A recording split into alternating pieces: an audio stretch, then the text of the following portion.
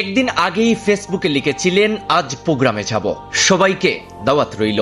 সেই পোস্টের 24 ঘন্টা না পেরোতে মর্মান্তিক সড়ক দুর্ঘটনায় প্রাণ গেল জনপ্রিয় বাউল শিল্পী পেহেলি বৈরবীর। সিলেট থেকে অনুষ্ঠান শেষে বাড়ি ফেরার পথে ভয়াবহ বাস দুর্ঘটনায় প্রাণ হারিয়েছেন জনপ্রিয় বাউল শিল্পী পেহেলি বৈরবী।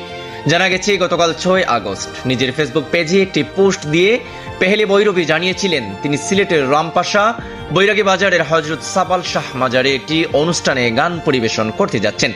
একই পোস্টে আশপাশের সবাইকে অনুষ্ঠানে উপস্থিতি থাকার আমন্ত্রণও জানিয়েছিলেন তিনি।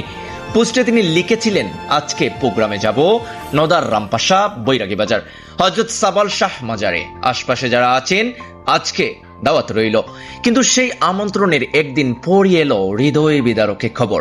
স্থানীয় সূত্রে জানা গেছে সিলেটের সঙ্গীত অনুষ্ঠান শেষে বাড়ি ফেরার পথে আজ শুক্রবার সকালে ওসমানীনগর এলাকায় তাদের বহনকারী বাসটি দুর্ঘটনার কবলে পড়ে।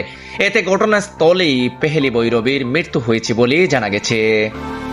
অল্প সময়ের মধ্যেই নিজের কণ্ঠ ও গায়কী দিয়ে শ্রোতাদের হৃদয়ে জায়গা করে নিয়েছিলেন এই তরুণ বাউল শিল্পী। মাত্র একদিন আগে সামাজিক যোগাযোগ মাধ্যমে অনুষ্ঠান নিয়ে দেয়া তার পোস্ট এখন যেন স্মৃতির পাতায় পরিণত হয়েছে। পেহেলি বৈরবীর আকস্মিক মৃত্যুতে সঙ্গীতাঙ্গন, সহশিল্পী, ভক্ত ও অনুরাগীদের মধ্যে নেমে এসেছে শোকের ছায়া। সামাজিক যোগাযোগ মাধ্যমে অনেকেই তার মৃত্যুতে গভীর শোক প্রকাশ করছেন এবং মরহুমার আত্মার মাগফিরাত কামনা করছেন। একদিন আগে ছিল গানের দাওয়াত, আর একদিন পরই এলো মৃত্যুর সংবাদ। পেহেলি বৈরবীর এই অকাল প্রয়াণে শোক স্তব্ধ তার ভক্ত অনুরাগীরা।